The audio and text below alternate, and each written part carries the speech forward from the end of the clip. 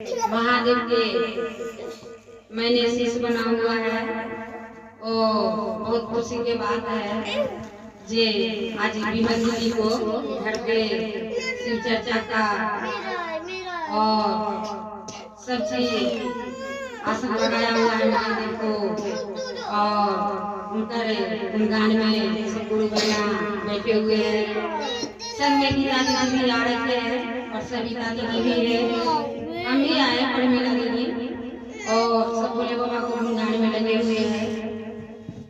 आज बहुत खुशी की बात है और जो आदमी हमारे चैनल देख रहे हैं और उनको लाइक जरूर कीजिएगा, सब्सक्राइब जरूर कीजिएगा और कमेंट में जरूर लिखिएगा हर हर महादेव, हर हर महादेव, जय माता दी, जय माता।